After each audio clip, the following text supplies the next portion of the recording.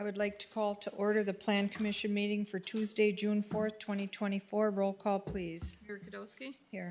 Gary Paul, Here. Chris Atkinson. Here. Jay Krieger, Here. Mike Skiffington, Here. Corey Campbell, Here. and Jim Allen. Present. Please stand for the Pledge of Allegiance. Pledge allegiance. To the flag of the United States of America and to the republic for which it stands, one nation, under God, indivisible, with liberty and justice for all. And please remember the men and women throughout the world in uniform. I have no changes to the agenda. I need a motion to approve. Motion to approve. Second. We have a motion and a second to approve the agenda as presented. All those in favor say aye. Aye. Opposed. Motion carried. Number 5, action on the minutes from the Plan Commission meeting of May 7th, 2024. Move to approve if there's no other questions. I just have a change. I did try to get in on the meeting by phone, so I was on like the last vote, but I don't think it registered it when I came in, because I came in on phone. But I do want to let you know that I did come into the meeting, the last meeting, so. Okay. Move to approve with that condition and change. Second it. Okay, we do have one more change on the minutes. On page 6, it's about the 5th one down, it says meet all applicable requirements. It's spelled M-E-A-T, not M-E-E-T, so we did that at site plan too, Jim. Thank you for making us aware of that again. So, okay, with those changes, we have a motion and a second. All those in favor say aye. Aye. Opposed, motion carried. Number 6, comments from the public must be limited to items not on the agenda, must state name and address. You're limited to 5 minutes. The board's role is to listen and not discuss the item. Personnel issues cannot be discussed nor individuals named, and the board is not able to take action at this meeting. Is there anybody in the hall or online that would like to have any comments of items not on tonight's agenda? Seeing nobody, we will move on. Number 7, action items. 7A, consider, discuss, act on a resubmitted site plan review request for an addition to Nielson Communications, Inc. at 645 Mike McCarthy Way, parcel VA-56-5. Aaron. All right, thank you. I will share my screen and bring up the site plan. So as discussed, this is a resubmitted site plan for Nielson Communications. They did submit, and a site plan was approved back in, I believe it was 2021 or 2022, sometime around then.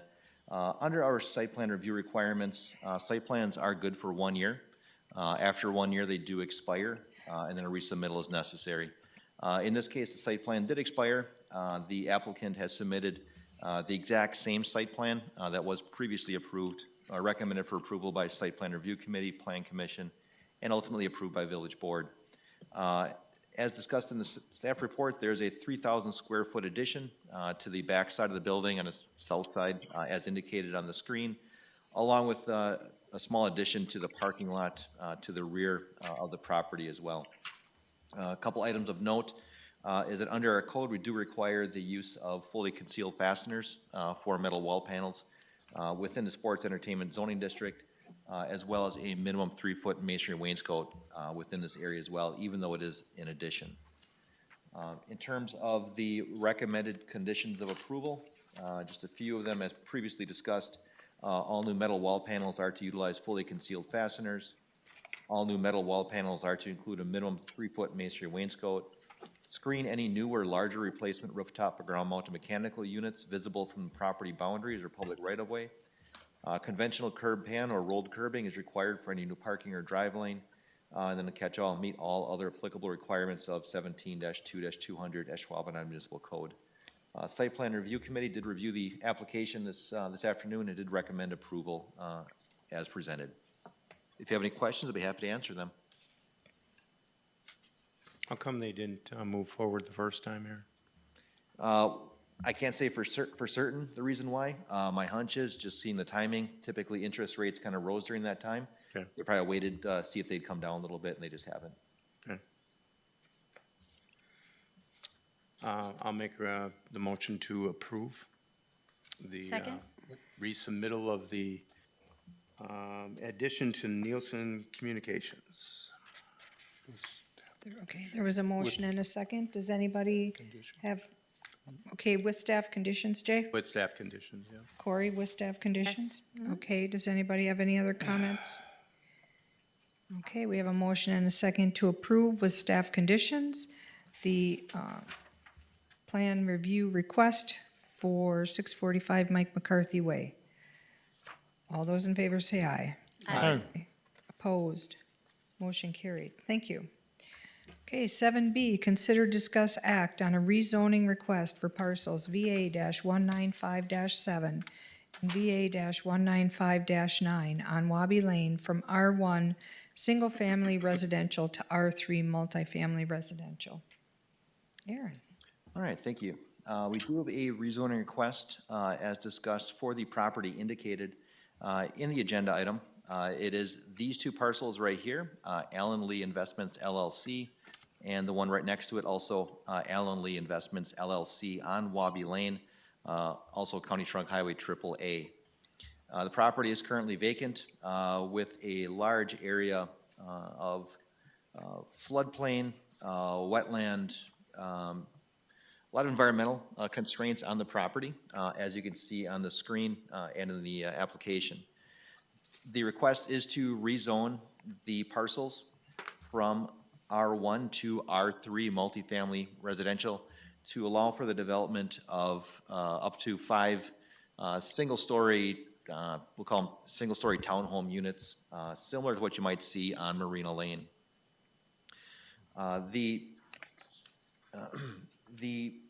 Any rezoning request does need to be reviewed in terms of the comprehensive plan for the village. The last comprehensive plan was updated in 2016. The statutes do require that a comprehensive, or that a rezoning request be consistent with the comprehensive plan. The statutes and courts have further defined that to mean not inconsistent with the comprehensive plan. So basically, unless that is obviously and painfully inconsistent with the plan, it can be generally considered consistent. There's a little bit of word salad there, but bear with me on it. Exactly. The 2016 comp plan breaks the village up into different neighborhoods. In this case, the site of the requested zoning is located in the Pioneer neighborhood, which is primarily residential areas, and then the Southwest Business District, which again is your industrial areas in the business park. Within the comprehensive plan, there's a table that identifies whether certain uses are desirable, allowable, or undesirable. Desirable, of course, are those that are basically slam dunks. It's something that we are looking for as a community in this area. Allowable are those uses that would be considered for certain areas, provided they meet certain design or site requirements that the village may be looking for. Undesirable uses are those that really shouldn't be located in a certain area unless there's some overriding factor why it would make sense in a certain situation. In terms of the tables for this area, this multifamily is considered an allowable use within these areas, again, to factor in such things as the site plan and design to see if they fit within the overall area. In this case, as I mentioned, the property is limited by the environmental constraints, so it does separate this area from the neighborhood to the east and to the north. Dutchman Creek flows right here, and it continues on to the east. So the developable area is this small area right here, and that would be the location for the proposed development. To speak to the development, I did receive some information as far as what's being proposed just today, and I'll have Jared Schmidt from the applicant, or from Robert E. Lee, representing the applicant, just kind of speak to the proposal for some background. So I guess, Jared, if you wouldn't mind stopping up here. Could you state your name and address for the record, please? All right, is that working? Jared Schmidt, 1250 Centennial Center Boulevard. As Aaron had mentioned, work for Robert E. Lee and Associates, an engineer there, and here on behalf of Al Moran, the owner of Allen Lee Investments, and the developer that is requesting the rezone today. Al's owned the property for, I think, a couple of years now, and when he had purchased it, he looked at it as an opportunity to add housing stock to the community. He has built and developed larger scale developments in Pulaski and Oconto and De Pere and a couple other places. And the product specifically that he wants and is contemplating to bring to Ashwaubenon is a townhouse style development. In this instance, the site plan contemplates that use. It would be 10 units, so basically 5 duplexes attached, all common wall, single entry, zero entry. What he's found is that this product has been very popular for the 55 and older demographic. It is not age restricted. It is not anything specific to that, but what he's found is that that's what this is lent to. Very accessible, very usable, and specifically in Pulaski and Oconto, he's found that he's had tremendous long-term success with folks staying, moving in and staying for a long time because they want to stay in a community.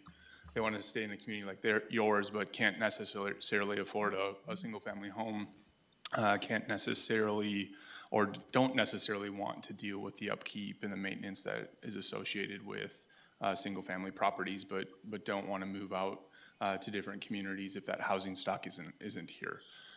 So as he's evaluated different options, we went through and have done a wetland delineation on the site, which has further restricted the use and developability of the property from what was illustrated by Aaron from the county website, just of the DNR wetlands in the floodplain.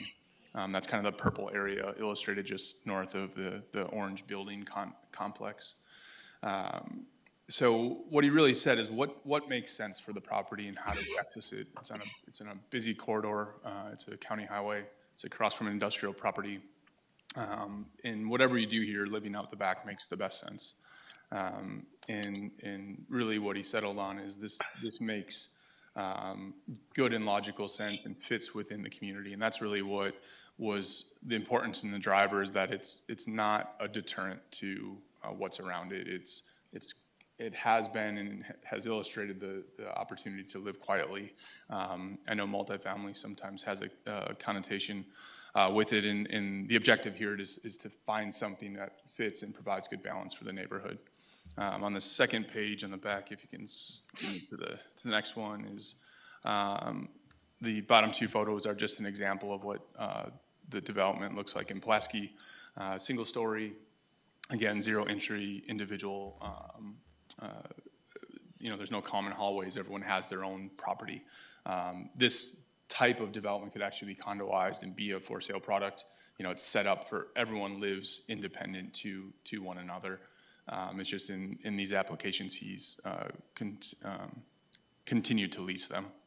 The top picture is just a concept rendering of what he's evaluating versus, I would call it, a more traditional look on the bottom of just hips and gables, to adding some sloped roof lines and perhaps some additional architectural elements with metal roofs. We're not here necessarily to review the product and to review the site, but we felt it appropriate to at least dialogue what is being contemplated today and what is the backing for the desire to rezone. If we can jump back to the previous page. When you do look at the property, the creek, the waterway makes it really difficult to access any of the other upland. There's a small sliver on the far northwest corner. That's going to remain undeveloped. It just isn't logical to construct a bridge or a structure to get to a small quadrant. We have talked to and agreed in principle with the county for driveway accesses to Wabi. They have allowed up to 3 driveways. In principle was allowed. Here the concept is to bring in vehicles into almost a frontage road type. So we have two entryways. People aren't really having to have to back up onto Wabi at any standpoint where they can come out and loop around and utilize the two driveways that are illustrated. Obviously, all of this is concept because it's not defined, it's not what's being submitted to site plan review. We still have to do a intensive code review against, what is all allowable. But we feel that this is generally acceptable within the rezoned zoning district, should that be accepted by the community. So I'm definitely happy to answer any questions that may exist from the commission, and appreciate the chance to have this dialogue. And I know Al's extremely excited to be able to bring this product to the community, and thinks it'll be a really good addition to the neighborhood. So these would be leased units, not sold? Correct. And do you have a target rent that you're looking at? Well, costs go up every day, or at least that's the way they seem. I would expect somewhere in the high teens, approaching $2,000 a month. And these are 2 bedrooms? Correct. Okay. These are rentals, you're saying? Is that where you're going with this? It would be set up that way. It has the opportunity to be a for sale product, but the request is to rezone to multifamily, which doesn't speak to whether it's owned or rented, but the theory would be that it's rented, but could be converted to condos, or could be promoted as a condo development if desired, or if the market drove it. And he's not 100% sold which way he would go. It's just, I think the intent would be initially to rent. The reason I'm asking that, we do have a property like that in the general area. It could have been made a little more pleasing to the eye. I'm thinking, is there any restrictions on the costs that you're putting into the outside decorations of the home? Are we too early to talk about stuff like that? Yeah, Gary, at this point, that would really be a site plan issue. That'd be a site plan issue. Right, so at this point, we're looking at the rezoning. Okay. And does the actual proposed use of the property fit the comprehensive plan in the neighborhood? Okay, all right. I am really opposed to changing the rezoning. But on this case here, I think looking at the layout of the property, where the property lines are, you're quite a ways from the existing homes. They think that view belongs to them, naturally, like anybody else would. But I think in this case, that would probably be a pretty good fit. We'll determine that more on a site plan issue, but as far as the rezoning of the property, I think this would work out pretty well. I hope there's some neighborhood input on this to make sure that they're gonna be pleased with this in a manner of understanding what will be there. To address the neighborhood question, we did send out notice, as tradition, to folks within at least 200 feet of the outline of both properties. I think there were upwards of probably 30 letters that went out to the neighborhood. And in speaking with two of the residents today, they're very well aware of the project. And I did provide those folks with these drawings that Jared brought forth tonight. Okay, very good. I think the majority of those residents are on Sunny Creek, and they're quite a ways away actually from it. So they probably aren't concerned with it. So, yeah, I would recommend to approve the rezoning. Will this go to village board? Correct, yes, it will go to village board with the public By hearing. then, we'll have a little input from the neighborhood by then, too. Okay. All right, I'll second that. Okay, we have a motion and a second to approve the rezoning of the property VA 195-7 and VA 195-9 on Wabi Lane. Any more discussion? I would just like to say that Aaron, you and I have looked at this property before, and it is a very difficult property to develop and find something that would work on it, so. Okay, with that being said, does anybody have any questions, comments? I always went by there wondering who owned it and what could be done with it, so I guess that answered that. Okay. I know I had looked at it a while back, and I really think that if it's done right, you could make it a premier property. Because of that river that runs through to that creek, you could actually have walking trails and sitting areas back there for potential tenants. So I think it is actually probably one of the best uses you could use the property for. Okay, we have a motion and a second to approve. All those in favor say aye. Aye. Opposed? Motion carried. Thank you. Thanks, Jerry. Appreciate it. Okay, C, presentation and discussion on draft Ashwaubenon Comprehensive Plan, Chapter 7, Agricultural, Natural, and Cultural Resources. Aaron. All right, I'll share my screen here just to run through a brief presentation on the draft Chapter 7, Natural, Cultural, and Agricultural Resources of the comprehensive plan. So as discussed a couple months ago, we are in the process of updating our comprehensive plan, last done in 2016. So individual chapters will be brought forward to the Plan Commission for your review. Once all the chapters are through, we'll bring it through as a compiled document for review and recommendation by resolution, ultimately to the village board, hopefully for adoption by ordinance. So to that, the natural, cultural, agricultural resources, again, is one of the required elements under the state comprehensive planning law. It does build upon the Chapter 1 goal, again, to utilize the village's natural features to enhance Ashwaubenon's character and the quality of life of its residents. The chapter provides background information on your agricultural, natural, cultural resources. And the primary item with the cultural resources is community design. It's an important component for the village in terms of how does it differentiate itself from other communities, not just in the greater Green Bay area, but across the country. Briefly on agricultural resources, we don't expect these to remain, is what it comes down to.